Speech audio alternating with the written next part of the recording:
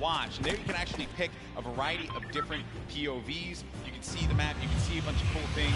Definitely check it out. Once again, go to Fortnite.com/watch. There we go. You can level up your viewing experience. And then you also have a lot going on here as well. So here are the feeds. This is what you're going to look at, right? So you'll, in feed 1 and feed 2, you'll get the first and second place players. But then feed 3, you're going to get Ninja and Marshmallow. And then on feed 4, you're going to get Airwalks and RL Grime. So this way, you can see our defending champions in their coordinate. You also got Nick at 30, Max Carver. Let's not forget about Courage and Sean O'Malley, Doigby, and Cody Walker. And then for the Latin American community, you're going to have Flakes Power and Anderson Silva. So lots of great perspectives there. Also Asia as well as going to be Ellie and his duel. So there's going to be a bunch of perspectives for you to check out. Fortnite.com/watch. Don't forget about that. And have some fun. Have some fun watching this event. It's going to be a good time. By the way, I love, because if you're a fan of any of those guys, you can literally see their points of interest. Yeah, exactly. You can learn from the best that play this game, especially see where they go. A lot of the players now are going to be on the island, loading up, getting ready to go. I'm pumped, man. I'm pumped. I'm getting into this already. And I know we're going to get there eventually. But, you know, a little anxious, of course. And I have to wonder, you know, what other duos are going to be standing out? The team would mention closely, him and Whit Lowry. They have the potential to be able to upset some people here, but it's kind of quiet. Especially here in New York City. Looks like right here. Yeah, you know, and I'm also excited for Yoshi. Yoshi represents, you know, on the team so well. But you know what? Representing from a commentator standpoint.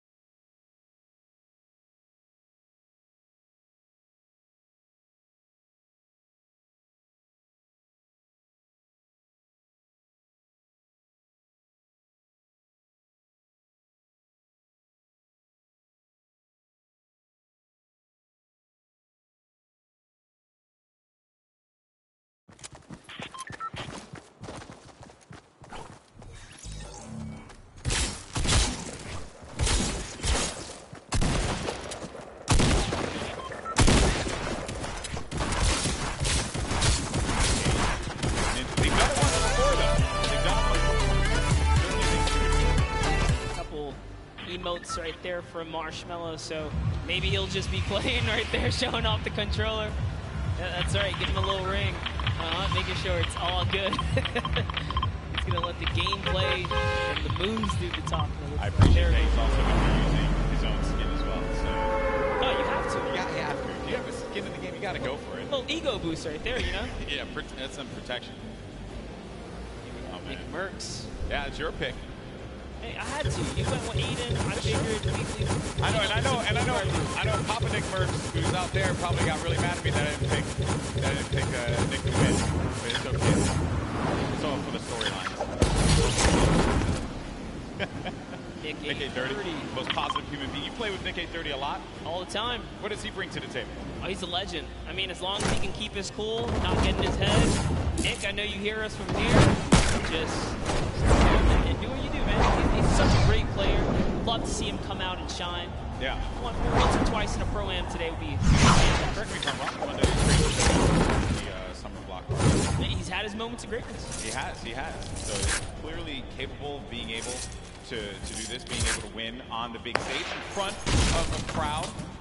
There's Detonator again. Just, you know, he looks so ready. And you know, I'm actually impressed playing with a keyboard and mouse. I thought that Detonator would have his own custom controller. Let's get some. Okay. A lot of dialogue being introduced here. Also, talk about Detonator bang. Man, nailed that. I'll never be able to have that. That's a hard one. Looks like he's Is he yelling at his own teammate as well? Yeah, definitely. At some point. There's this is a duo that actually I think is going to be very, very good in this one because yesterday they've been practicing, they've been putting in the work, and I think that's a squad that can go very, very far. Very, very far. Well, while we get ready and get things started up here, folks, we have another interview on the stage. We got Mackenzie Borg along with my buddy, Fear Itself, with Pookie. What's going on?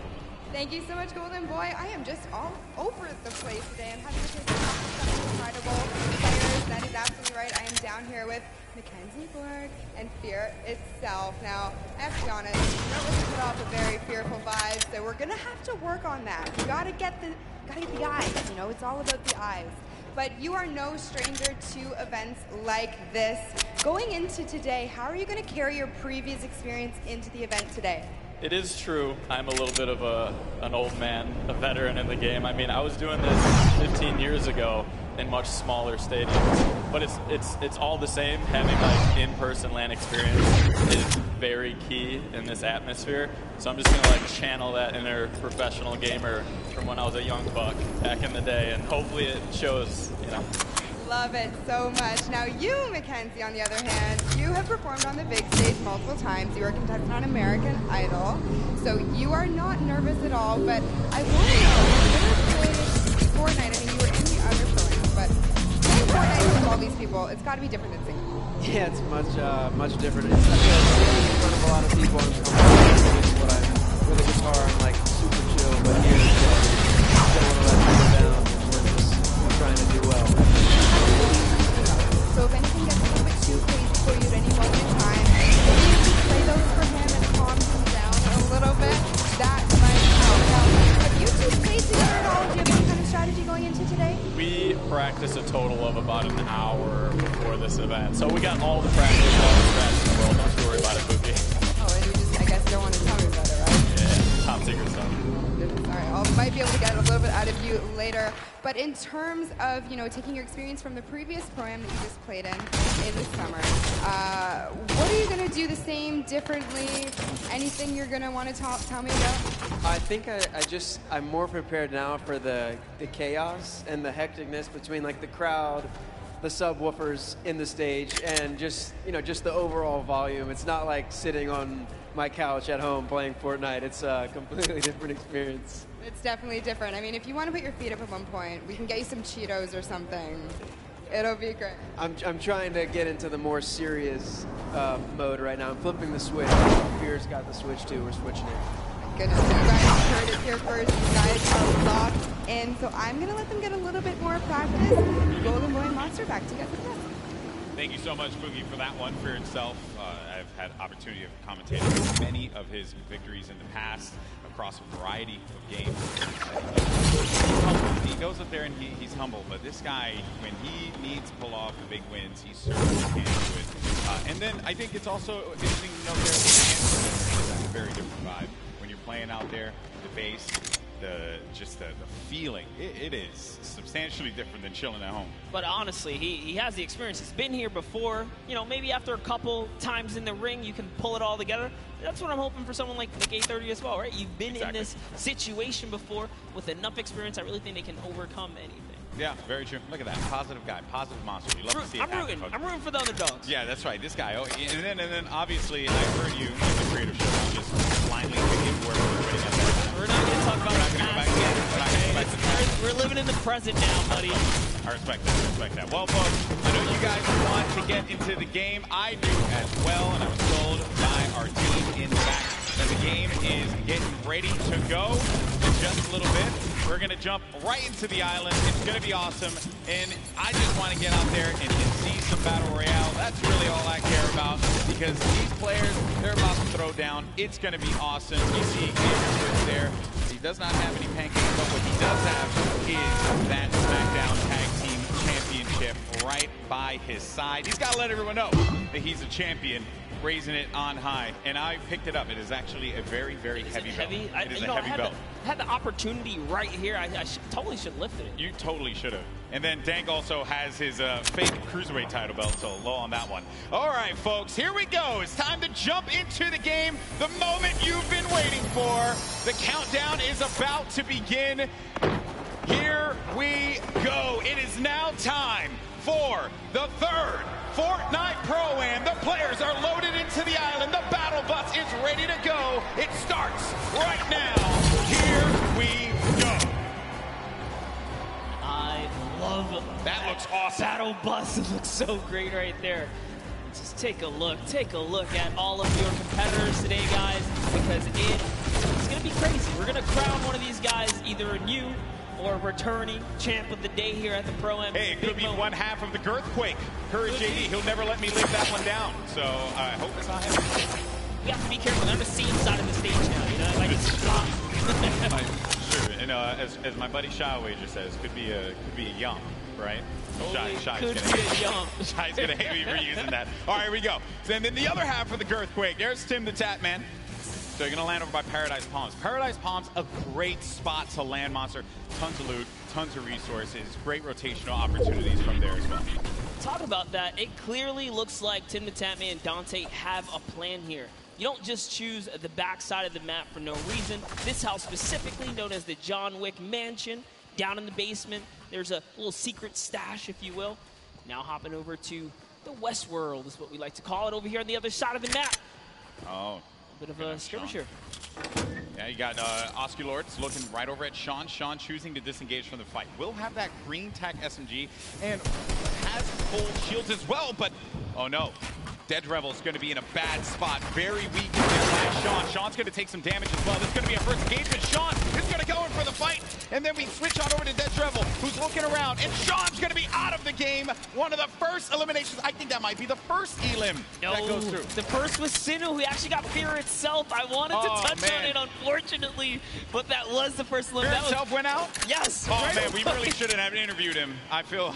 I'm sorry, Justin. Hey, but it's not over, right? You can always get the reboot card. He can come back here. But for now, Lost King Nyx is in a pickle. This is rough. Rough for Nick to be in here. Now we're going to make our way to Ninja and Marshmallow. This is another great spot to chill by. You get a ton of loot at the Lazy Lagoon. And on top of which, you know, I think there's going to be some ballers close by. If you want to go for that, you also have the cannons you can use, I believe, to get out of there too. Yep, there's a lot of options for mobility here for sure. But you know what I like that's going on here, at least with Ninja and Marshmallow, Ninja straight up adopting, you know, his scrim and or competitive strategy, right? Let the Lazy Lagoon so for him to land here, they mean serious business. Yeah, and he lands here relatively uncontested. There's going to be a duo over to the north, I want to say northwest, and also someone all the way up at the tippy north there. As we make our way now down forward toward Lucky Landing, we're going to have Sinnoh here along with O'King. We're gonna be seeing a lot of Sinnoh and O'King. Let me tell you guys right now, do not sleep on this duo right here. They are so good. Had the pleasure of casting and seeing them at the South Korean event that we flew out to and covered over there. They are dangerous. Well, you're hyping them up here, but unfortunately, they're going to be taking some damage from the Stinks, having to push out of that fight. So when you throw down that Stink grenade, it goes right through the damage. It does not hit the shields. It hits the green health bar. Not what you want to see happen here. Player, though, is going to be tucked away in the corner. And King and Sinnoh, they're two top players, so they know how to work together here, try and pin their opponents into a bad spot. Here, a few shots as well. More eliminations starting to go through. Nick 30 gets one on Claire Grant. Aiden as well picks one up. Mackenzie's out of it. And then King and Sinnoh, they're just going to get, King's just going to get out of there. Wanted that pressure, but you know what? Figured the team that's working together is definitely a dangerous one. And we touched base with Yoshi a little bit earlier today. Freddy is down here. He's off. He's on a quad. Can he get away? No, he has. Get away! Oh no! The fight's here. Marksman. Oh, and he just tagged up. He tagged up the quad a few times. Didn't manage to hit him. If he would have picked up that infantry, he could have had that pinpoint accuracy with that weapon. Probably could have provided a little bit more for him there, but it's also going to be a player up above. There goes the infantry rifles I mentioned before. You just precise weapon to take advantage of. JT Brown, they're looking around. Going to have Jeremy Ray Taylor up above in that box there, Monster, and they're going to be split up a little bit because they want to clean up this player around, see if they can get any of the resources. And they did convert it right there, and a little nifty trick Marksman used there, pulling out his pickaxe to reset his reticule so that his crosshair kind of tightens up, just to make sure he can be as accurate as possible. It's the tricks, this is the pro aim, right? You have the pros. He knows what he's doing. Yeah. He's confidently ready to push as well. Right? Then we saw Ninja and Marshmallow there on the corner of your screen for a moment. Continuing to move up there. JT Brown looking to get vision. He has that snipe out. Maybe. Looking for the opportunity to take advantage of that heavy AR. Yes, I love it. JT Brown ready to back him up. He's got extra shields and everything. He's got that legendary sniper. He knows exactly where this player is at. Just looking for a small peek right here. He might take his face off.